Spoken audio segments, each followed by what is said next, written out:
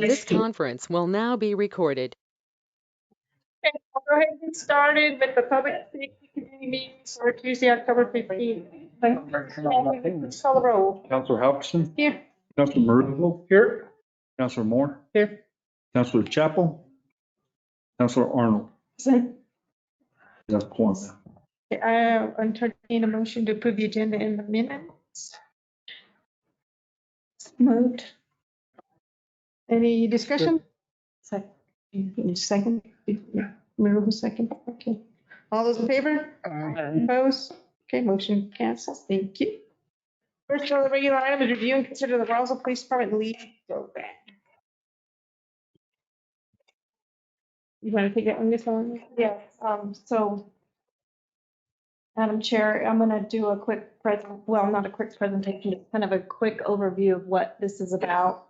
And then we have members in the audience here who have attended. So I don't remember what day it was, but one day last month, there was a group of us that went to Colorado Springs to actually meet with the community response team in Colorado Springs. Over the past couple of years, we have been trying to figure out how to coordinate LEAD, which is a program that law enforcement usually build to work on crisis intervention training in communities. Considering that our law enforcement, our police department, our fire department all have the first point of contact in most situations regarding behavioral health, criminal activity, homelessness. So having a good response set up to engage, it's very beneficial. It gets people assistance quicker. It mitigates our numbers as far as people that are put in, the hospital, people that are put in our jail system. And so, and our resources as far as officers, this is a really great concept. The community response team in Colorado Springs is made up of the fire department, paramedics, clinicians, behavioral health clinicians, and then police officers. And the goal is to have a team that can respond to those lower end calls to assist in basically you can actually see where they're treated in place. So if you have someone who has like a panic attack or something, calls ambulance, basically you send the response team, they can actually handle that right there. That's one less trip to to the hospital, and that's why we went to actually see what they're about, learn some things, and see if it's something that we could incorporate here in Roswell, because I think this is an interesting key. There is certain types of funding available for it, and it was kind of my thought that we use the Public Safety Committee to actually see about incorporating this in creating a division within the RPD and the RFD, the fire department. But first, I want to actually have a couple of the attendees kind of give a few words. Kevin Berry, actually, this was Kevin Berry's idea. And actually, he told me about it at Target. So I was very excited when he started talking about it. And so I'm going to let him speak a little bit and kind of give your overview and kind of tell us who you are and what you do. Sure. My name is Kevin Berry. I'm the executive director for the Peak Treatment Foster Care here in Malta, New Mexico. I've been a clinician for the last 20 years. For the last 14 years, I've also been doing volunteer law enforcement in New Mexico Mounted Patrol, where I serve as chief currently. So I heard about this idea from an officer who used to be here in Roswell, who was serving up in Colorado Springs. And the idea is, how do we help law enforcement in their interactions with those who are in mental health crisis? Law enforcement, by nature, are not trained to deal with mental health.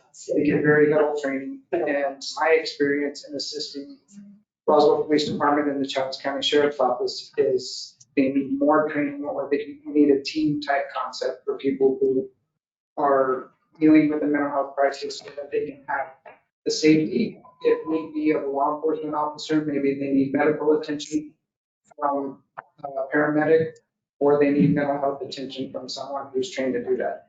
So that was I was excited when Christina asked me about it, if I knew of anything, because Colorado Springs does have a model that's been working for 8 years.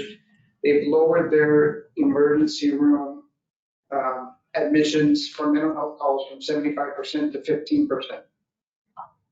They're using less resources. A mental health call in Roswell is going to take probably 2 officers minimum and an ambulance. And now they're sending one team. So they're saving on resources, they're saving on personnel, they're saving money that way, and they're getting the people the help that they need. We still have limited resources in Roswell as far as mental health resources go.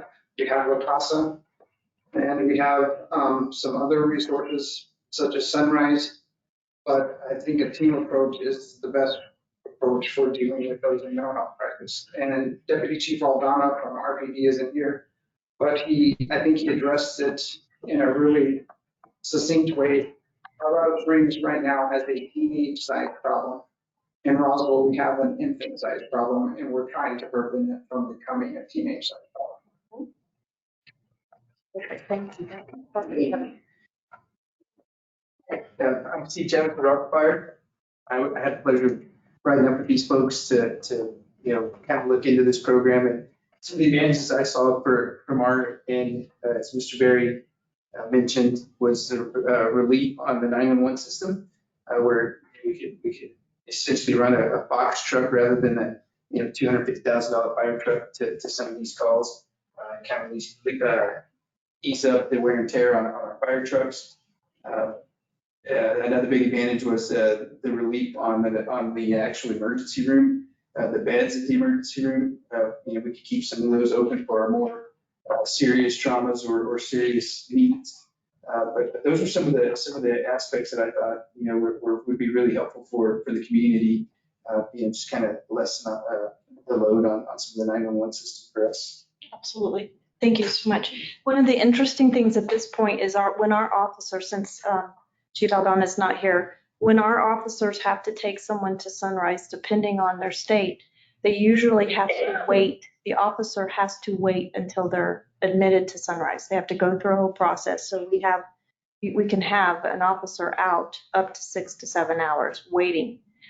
So that is an area. Also, because Colorado Springs is 250,000 plus, you want to take a program like this and build it to actually fit your community. So basically, it's an approach that we could actually kind of custom build to fit us. There are certain aspects, the lead there, Mr. Johnson, kind of gave us some suggestions on. They only handle a couple areas, and they have teams that handle other, like opioid issues, all of these other issues. But what he recommended to us is that this group is certified to handle around 4 or 5 different issues, and it kind of meets the numbers and keeps them busy. But going through peer training, that was the other part I thought that would be necessary to add as a case manager, so that when you have the team go actually meet with someone, assist them, then there's a case manager to do the follow-up the next day, and you're not taking up your officer, or peer recovery or something that does a follow-up to keep the people on track or to get them what they need. But the reason I kind of brought it, I wanted the public safety to kind of look at it. And I don't know if it's an action item or how we actually present this, but I would like the Public Safety Committee to move forward in assisting the fire department and the police department in possibly building it. And I don't know kind of what that looks like. I mean, at this point, I think it would be a deep dive. The team in Colorado has agreed while we were there to have go to meetings with us, have conversations with us, so we can actually learn how to build it, see what it looks like. And this would take a lot of input from our fire department, from our dispatch, definitely legal. I know, that's you, you're in trouble. It's all you. And then outside clinicians, I think that we've had meetings with La Casa, Elizabeth Macias. And so I think that there's a lot of interest, and I think it's actually a good idea. But so I would like to hear what the rest of the committee thinks and any questions or suggestions. I had a couple of questions, and maybe you can answer it, Kevin. With these teams now, are most of the cases, since we are short in handed with services here, are most of the cases resolved on the field? So they don't end up taking them anywhere, most of them, but I mean, some of them you have to. So they've actually had agreements with their site hospitals because, and they have business associate agreements which allow them to share private health information. And then they also have agreements with their psych units at the hospital there to do field assessments so that if they don't leave the hospital, they get into the research that they do. If they do need central, bypass the emergency room, all that's taken care of so that they're direct admit. And so it becomes more efficient. So to start, I would guess we would need minimum of 2, possibly 3 teams. Would these be people that are already on the clock? So they're actually operating only 4 teams in Colorado Springs. They figured out through dispatch when most mental health calls occur, they operate only from 9 to 12. So But they're dedicated to just doing that. yes, that's all they do. Okay, and I kind of saw it as a team of like 2 of each, you know, and maybe not even 2 clinicians, maybe a clinician and a peer recovery. And then you have, you know, 2 fire department, if that's necessary, 2 paramedics, and then 2 police officers. But those are the kind of things that we would have to do, look at the data and see because, you know, this Colorado Springs, it's a lot bigger. And Yeah. so you could actually just have the one team during key hours. I guess the good question is, Hess, where would we go from here? Because we would need to make sure, I can answer. okay. Oh, because we would need to make sure we have Yes, staff and everything. I would first start with some policies and procedures, program outline. What does this program even look like? It looks like 2 firefighter, paramedics, police officer, therapist, or whatever the program looks like. Hours of operations, pull some statistics from dispatch on, if you can pull that on maybe high call volume times for calls like this. And so you can identify those and then start with that. Have some kind of program in place that can be presented to this committee, that they can be forwarded to finance, and then because there's going to be costs associated with it, get it to finance for that discussion, then on to full council for approval. I would think a lot of the costs Consideration. would come out of the hospital bills we're already paying. Well, and but identifying, Yeah. what's this going to look like? I mean, Yeah. I think everybody's got a bunch of great ideas, but put it down on Yeah. a piece of paper. Now, we're talking about 12 hours a day, Friday, Saturdays, or Thursday, Friday, Saturday, and Sunday, 4 days a week to start, you know, whatever the data tells you from your dispatch. I think Aldana was working on that data for us, wasn't he? Maybe, but That's so- just a thought. Yeah, no, no, it's it's a good absolutely idea. perfect. That's perfect. Absolutely. We need to create just the basic look of what it would look like and present that. I will tell you the funding is actually available in different areas as far as the opioid funding. This is something that would actually assist with.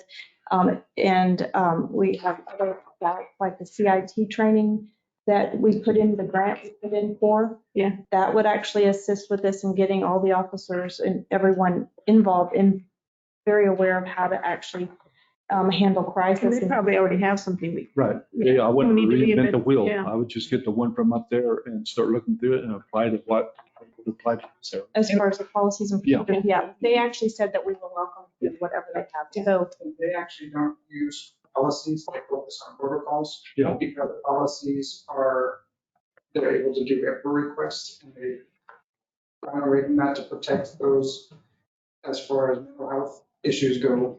Would you be willing to help? I guess you already helped. yeah, It's a 58-page document from the Police Executive Research Forum that was published last October on rethinking police response to mental health related calls.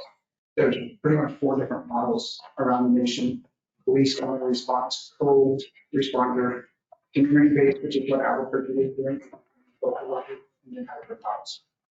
Do we recommend the hybrid model? well, they actually, and that might be another thing is to kind of see what Albuquerque's doing, because they may be getting local state funding that we could actually utilize. But maybe thank you so much, maybe what I would propose as far as this action item is, if you want to create like a separate committee or a separate group where I they would meet. think so, yeah. Okay, I'm happy to be on that. Kevin is. I know you're very busy, chief, but, you know, I think that there's a group of us Yeah. You can create it however you want, but I think that that's probably our best bet is to actually have a committee that meets a couple times a month to actually build the base for it. I think if you have that base, if you have that program laid out, now you have something to present, approve, and forward. Question, and so, I think we just answered it by starting a smaller committee within us to get the information first. Yeah. So who would be, it would be the police in charge? I mean, not in charge, I don't know if that's the right word. An organizer. Like the calls that go out to who, it funnels through Dispatch. just through dispatch. Dispatch would, and that training for dispatch is imperative as well. It'd be a different, yeah, so that's another cost kind of thing. And would all the people that do it be volunteer, or are they already on salary, the people that are going to be part of this seat, whatever group? I'm guessing we would create new positions for these. Yes, and actually it's kind of been suggested by certain members that we have 10 positions that are funded for our police department that actually Are open. are open, and it was suggested that we look at those, and that's why I was mentioning the CIT grant, because there's funding in there for positions, there's funding in our opioid, in the opioid funds, so Do you think we'll have trouble finding someone for the medical side of it? that is actually probably going to be our biggest thing, is finding the clinician. That is an issue that is up across the board, but I think, yeah, because we're needing program directors for several other things, but I think the thing is we're searching locally. We need to start enticing people to come and be part of the building the program, and there are young people that are actually getting their educations in this arena. Once they come out, we need to be ready to poach them, to bring them on board to build it.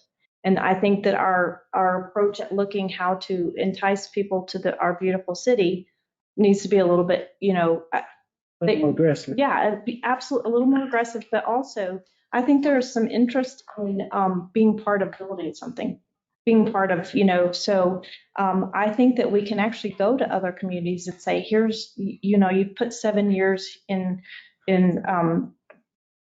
Bernalillo County, why don't you come down here and help us build what you've been working on there? And I think that that's approach. We may, instead of just putting something out, it may actually behoove us as, leaders of the community, and to actually go to them and say, hey, we need you. And so I think that it'll be difficult, but not impossible at all. But they will need to be, funded well. So, okay, how do we, So Madam Chair, I placed it on the agenda as an action item. So if there was action to be taken, we wouldn't have to wait another month. But I think if I hear this correctly, put together a group to start working on the program, for lack of a better word, what it would look like. The protocol. Yeah, yes. protocols and stuff like that. Did you have any more questions? So would you like me to, Yeah, if you want, yeah. I will. organize it. Yeah, I'll make sure that happens. Yeah, I'm interested. I'm gonna, oh, I love it. And Madam Chair, Counselor, with your permission, I'll just leave this as action item every month on there, and then you can report back every month what progress.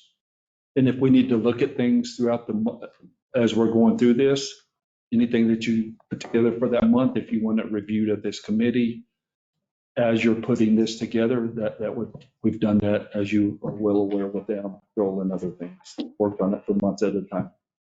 Okay, I do have to say, I don't know how stoked if you guys, because for 2 years I've been talking about LEAD, and so I think this is very exciting because we get to kind of build and maybe take from different models. So I'm extremely excited. Thank you, guys. Thank you. Okay, any discussion? Awesome. All right, moving on, review and consider committee CAP program. You're up. Sorry, I was in training. I did not bring anything with me. Yeah, I think we have stuff in here. Yeah.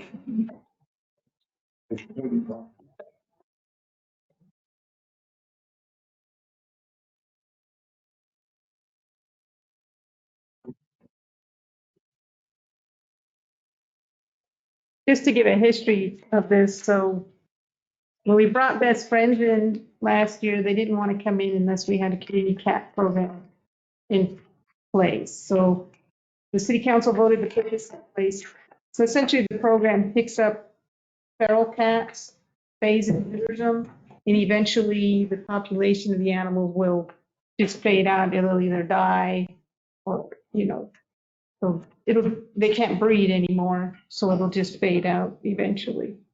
So, okay. Yeah, so we're trying to continue the community chat program.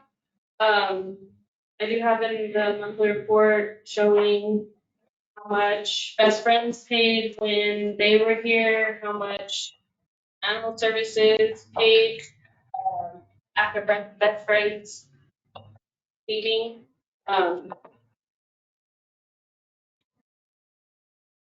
We do have Wild Blue Cat coming. I mean, we do have a lot of different rescue groups that are helping with this program and continue it.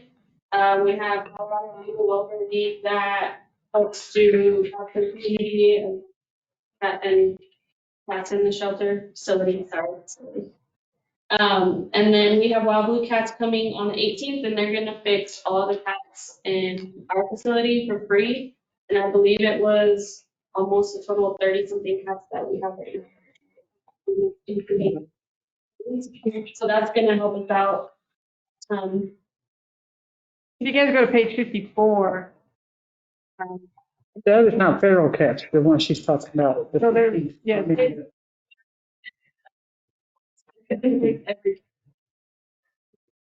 That's over 2 cats. so what we did as a city council, we voted to put the program on for 1 year. So we need to decide if we want to continue the program. The only issue we have right now is city no longer has any funds to pay for the spay and neuters.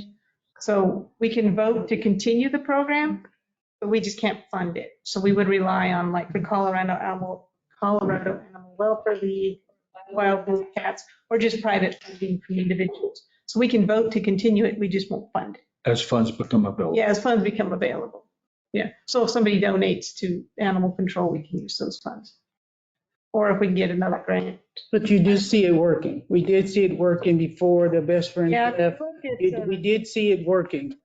I remember, but what happened? I remember Yeah, if you- Best Friends found stuff. Why did Best Friends leave? What happened? It was for a 1-year contract. So they were only It for was. 1 year Yeah, anyway. and they Okay, left just it to help off. get, But if you look at page 55, you'll see the number of euthanizations they did in 2022 to 2023 versus, how many they did. in the 2020. community program. So they euthanized a huge amount. Yeah, More cats cats. aren't staying as long. And then the populations, I think, I know Shauna Embert's she's with the Colorado Animal Welfare League, but they have seen some populations getting smaller. So I personally don't see a problem with continuing the program, but We can't fund it? we can't, fund it. The city Or can't. fund So it. city We don't can't have the fund funds currently in there, but there's organizations that have donated some. Because of money Colorado, and yeah, they, volunteer their time, and so we are still getting some done. We're just not paying for that. so, did they do, or 20, we can't say they do. Bank donated 2,500, we took 2,500 from the grant that we got, so no public funds are gonna go anymore to this. yeah, But we're gonna keep it going. yeah. Perfect. I'm not I don't have, cats, but. Yeah, if we can get private organizations like Colorado Animal, we call it, and then Wild Blue, and then donations from local people, then we can continue it with no problem, and fund it. We get 25 cats a year by keeping the plan open. I think Yeah. that's actually still a win. Because you're not picking up as many cats, is that right? Correct? We hardly get any calls. When I first started working, there was so many calls every we have, and now. Well, Mike, yeah. Yeah, Madam Chair, I've received so many phone calls about cats and traps over the years, but I have not received a complaint on cats in probably 12 months. And I don't see as many running around town. I don't know if the programs work. I don't know. I just know I'm not seeing the cats. Abby, are y'all seeing large numbers still? Our numbers are it's a coincidence. I did write down. Like in 2020, we had 109 that came in, 2021, 144, 22, 79, 23, 99, and so far this year, we've only had 59. So could be a coincidence, but maybe not. I'm speculating, but a number of years ago, they had a program, the Charlotte Goodrich, and they had a small group of volunteers that were actually trapping, spay neutering, and releasing. I think this is more of a larger group of people. The word's gotten out there, so I think it's more of a aggressive approach to it, trying to get them at numbers done instead of stretching it out. And you'll never get caught up. You got to really attack it fast and early. I think that's what's happened this year. I'm speculating, totally speculating, but I think it's working. Do you have calls report in here? By any chance? Yeah. It's on the 50. So that, the call report is from Shauna Emmert. She works with the Colorado Animal Welfare League. She's just showing how they did a big, huge spay and neuter too. They also vaccinate too. So it's spay, neuter, vaccinate, and then call does the ear tip. Any questions, comments? It's an action item. Okay. Yes, it is. Oh. So we need to make a motion? Yeah, go ahead, make the motion. I make a motion that we can do the community cat program, not to be funded city, but that we continue it. Is that how I'm going to say it? Madam Chair, if I could make a suggestion to refer it legal first, since we had a contract with Best Friends and this came into place off that contract. If they review and consider the same thing that y'all did today and then forward it to city council. Okay. I'll second that. I'll second that. We'll send the community cat program to legal, review the contract, and then on to, since there's no money involved, can it be to consent? Since there's no money involved? Yeah. So added. So send it to legal for, it should be reviewed to be put on consent for the next. I'll second that. Any discussion? Anything from the public? Okay, all those in favor? Aye. Opposed? Okay, motion carries. Thank you, everyone. Right, monthly department report, emergency management. Ooh, I'm first. Thank you, Madam Chair. I'll be first. Really just a lot of business as usual, still continuing to update our emergency management plans that we went out to bid for. So still rewriting our EOP and our THIRA. I think probably the most exciting news of last month was we had applied for a state homeland security grant, and we did receive $324,000 on that grant, which is a substantial amount. The majority of that, $258,000, is going to the police department for their real crime center. Good. $16,000 to the county for election security, which was a requirement of the grant, and then $50,000 to the city IT for some compliance. They're going to buy biometric readers with it. So we were excited to get that award. That's one of our favorite grants to get because there is no match. So it's reimbursable, but the departments will fund that through their budgets, and then we'll get reimbursed really quickly, and then they can continue to purchase their way through the project. So Time limit on the grant? we haven't got the actual award date. It's usually 18 months. Okay. But the award letters came out. We haven't actually seen the actual grant. So it'll They won't have any problem. Oh, they won't. Yeah, I'm sure they'll spend it. So they're super excited about that. Other than that, business as usual. Happy to answer any questions. Yep, and Reno? Yes. Thank you. Russell Fire Department. We're still blowing and going. Got a whole lot of things going on. In fact, I'm glad I have Chief Chavis with me here today. I was going to let him give you guys an update on our driver situations and promotions. And maybe we can talk a little bit about his trip to the Reno Air Show, what he picked up on the emergency side of it while he was there. Hello. Look prepared. So I want to give you guys an update on our driver situation. We started off at the beginning of the year about 16 drivers short. And typically we have 30 as a whole in the department. And to this point, we've filled about 12 of those spots.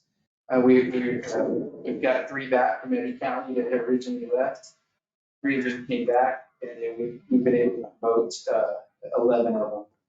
So we have an upgradable list, which means they passed our promotional exam.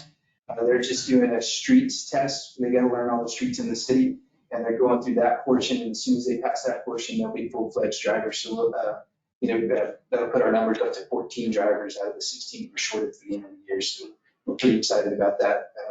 We are about 30. We have an academy that's about to end this week for Fire Academy. There's 8 cadets in there. We started with 8. We're down to 7.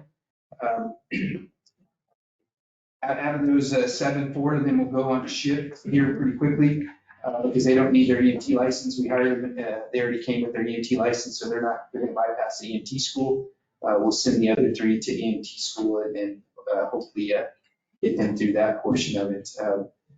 Other than that, we do have some trainings coming up, some big carrying forms today. We're doing a big airport drill, practicing that. We did get to go to Reno and learn a bunch of the stuff that they're going to need from emergency services.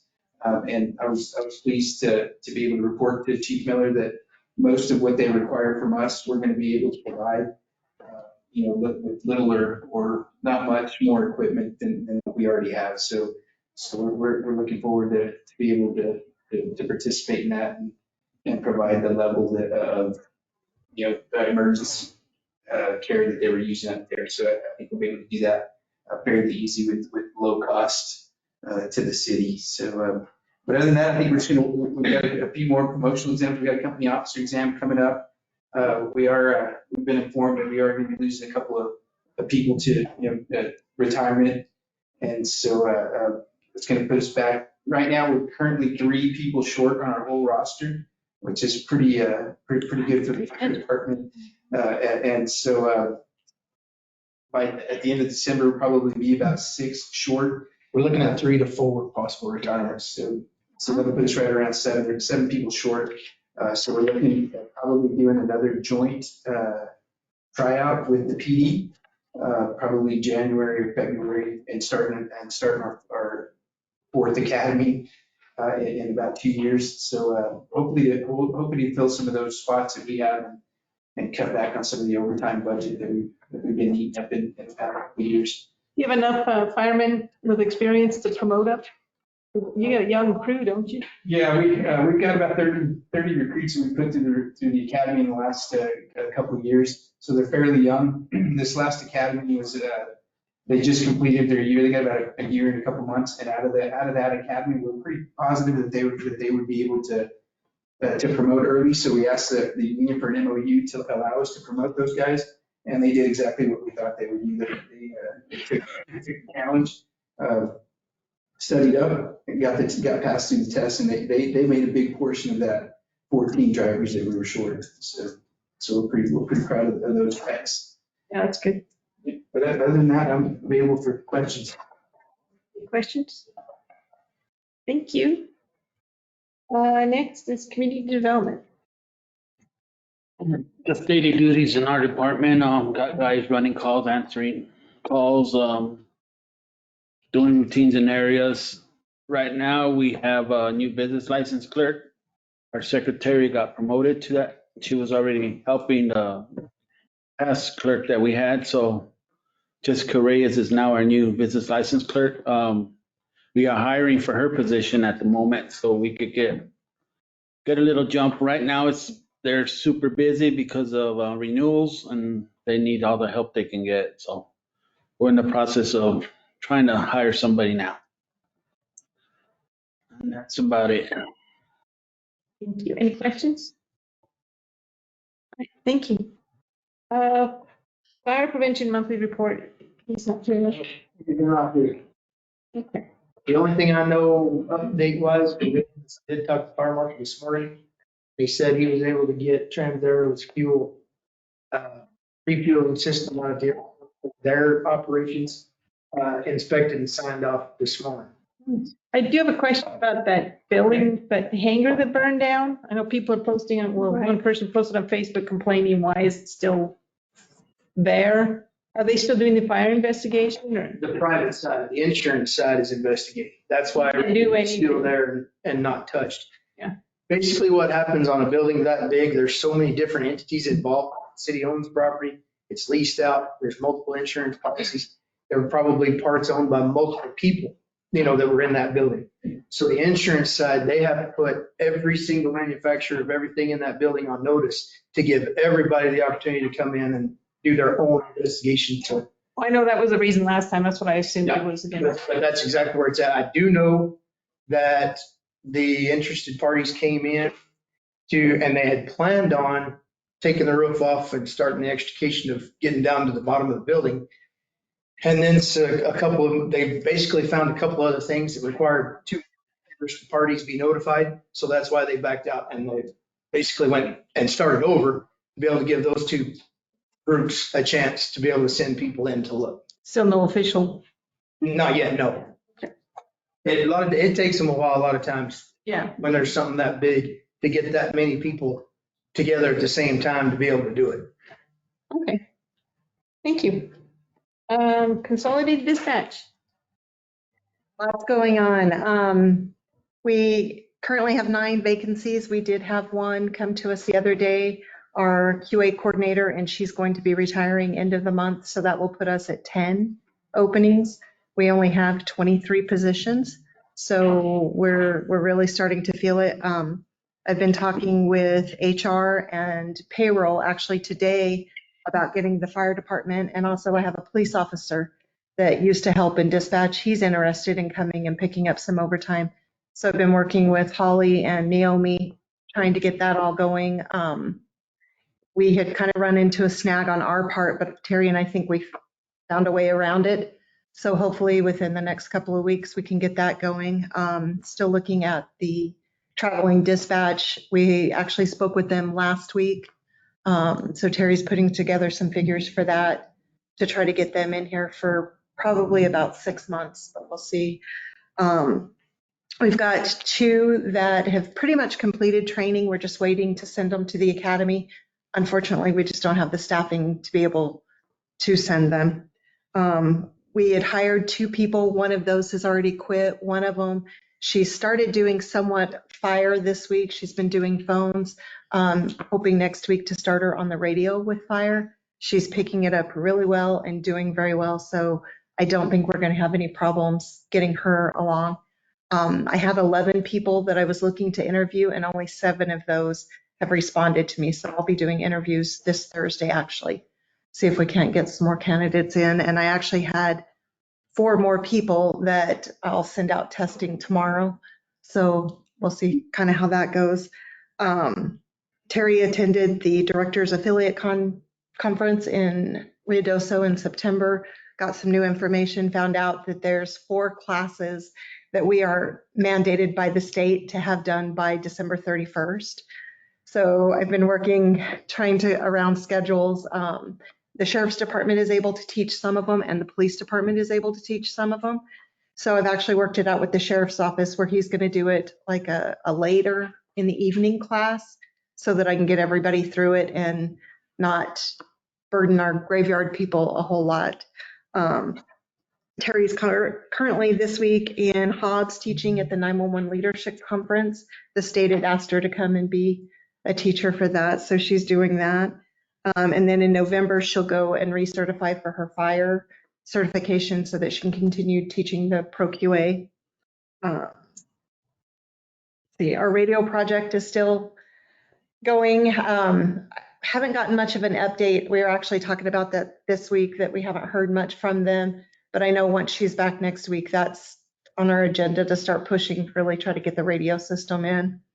And really, that's kind of it. We haven't heard much about our move to the other end of the building either. So that's been going on forever. Yeah. 2 years at least or more. We aren't kept very well informed. I know I talked with IT a little bit about it the other day, and they were kind of working with them a little bit, but You're pretty crammed in your space. it's cozy. Well, you've seen my office. It's so Terry is currently still working graveyard. With the leaving of our other coordinator, I'll be picking up more time on the console. So What about Job Corps? You had some from there before. I had 3 that have shown interest, and I've not been able to get any of them to reach back out. I've sent emails, I've called, I've talked with Eunice there at Job Corps, and they just haven't. The last couple of cadets that we've had have not seemed very interested in being there at all. So that's kind of been disappointing. But the first couple that we had were great. And there was a couple of them I begged to come back. I had one of them apply. And then I've been trying to send her testing and have gotten no more response from them. So we didn't have a cadet this week, but we've had one up till that point. So hopefully we'll get some more next week. Any questions? Thank you. All right, Rosal Animal Services.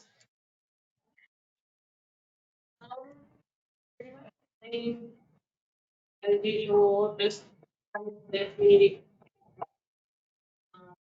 Still fully staffed, thank goodness.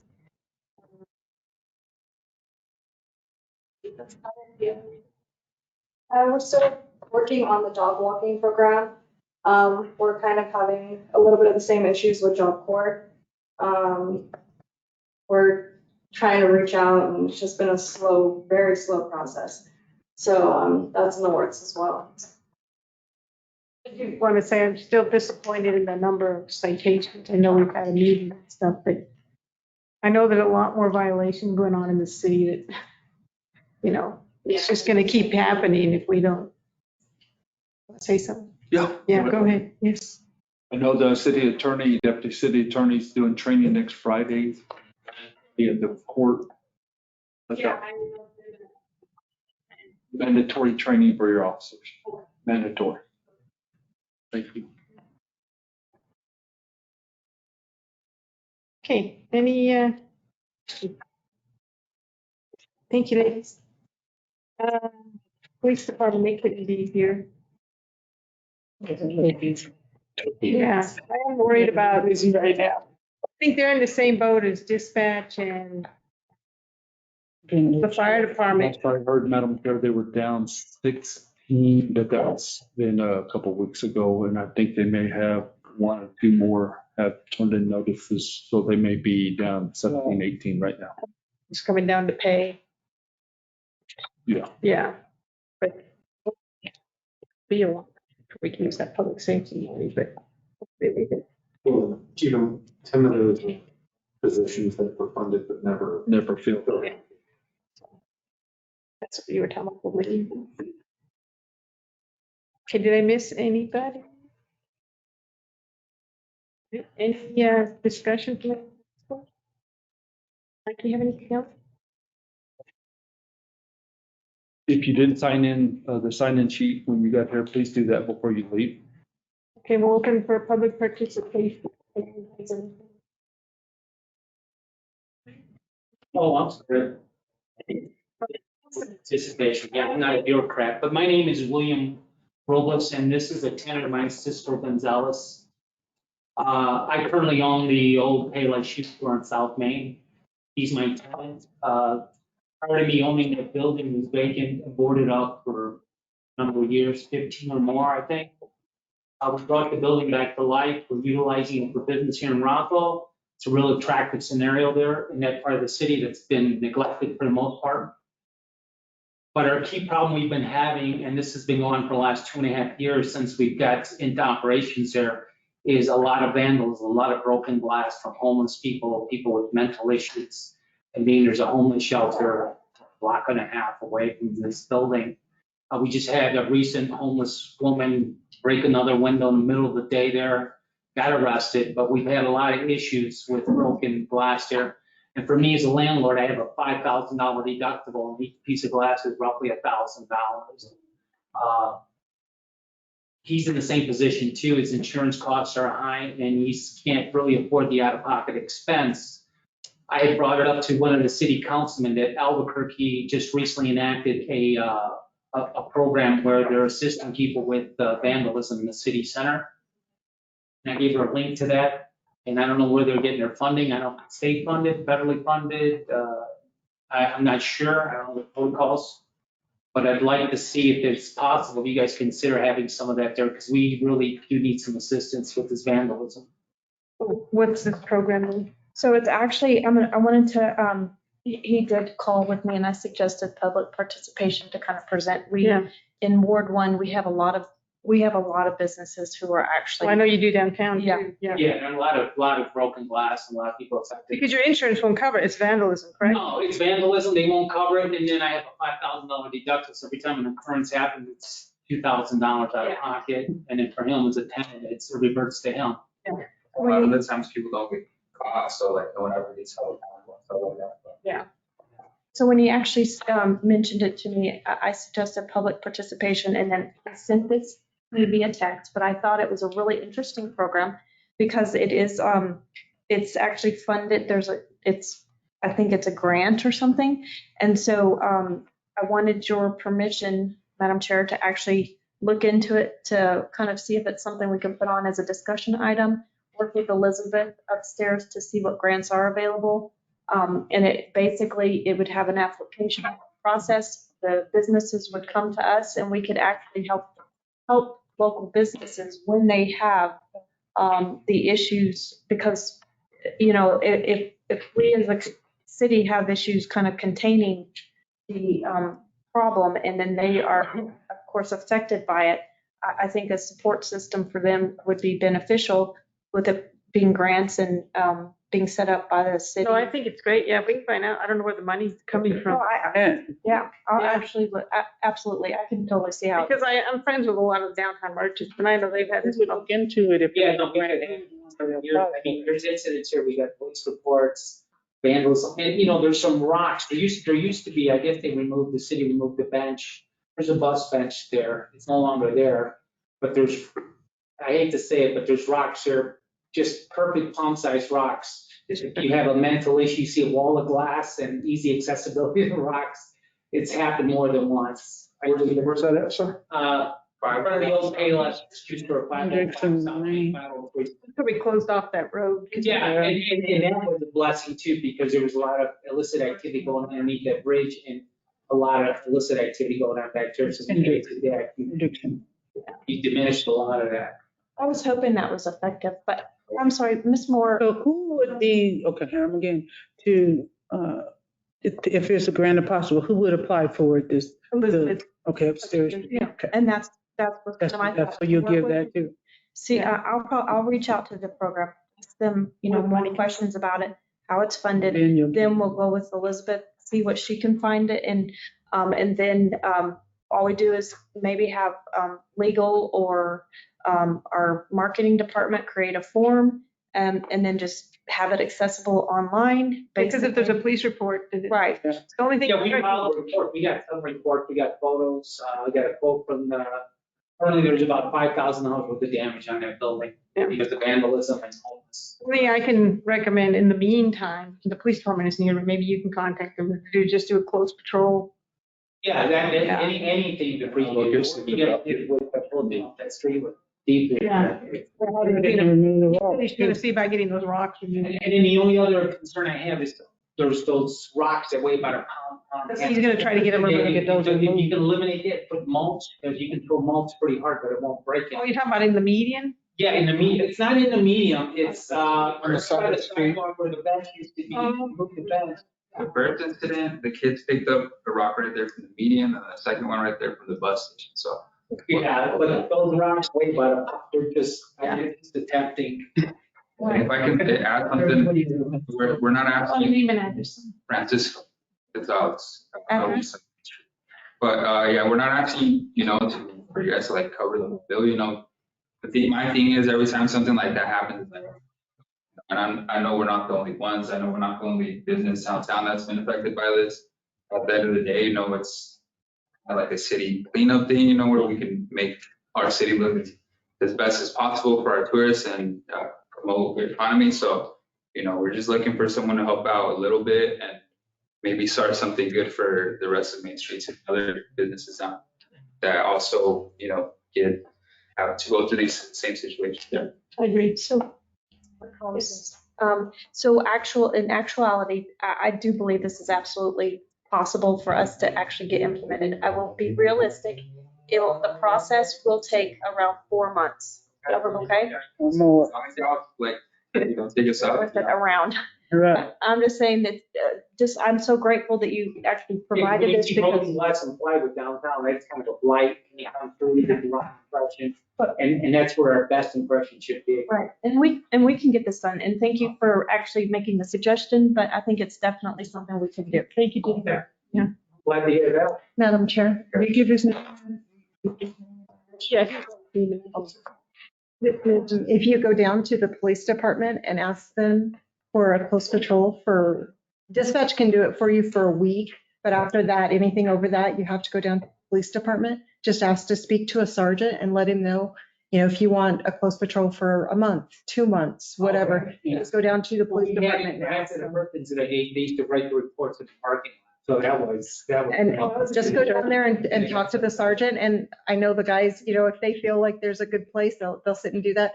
But then if you go down and do the actual close patrol, it'll come to us and then we can also send it out to you. Okay, keep that in mind. I'm gonna let you guys get back to your business. That is a pretty bit of mine. Thank you very much for years and nights. Thank you. And here, I'll just leave it, you can just pass around. That was just some, when the incident started, and then just some of the issues. But the last one, she was arrested. We actually caught her.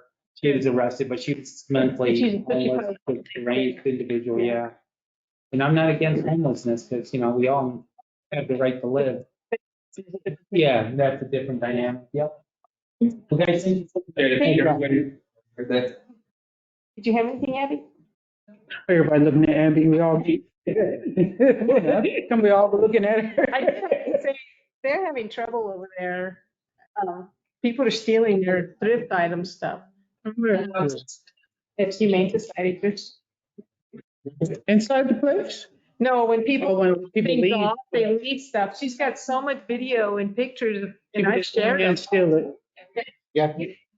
People drive up and they watch for somebody to drop things off, and they drive up and steal. Oh. Yes, I go on Fridays because they're usually there sorting stuff and I take my stuff so they get it out of my car for me. That's what she's asking people to do, is drop it on people who are there, don't drop it on. That's all those pictures and videos for the.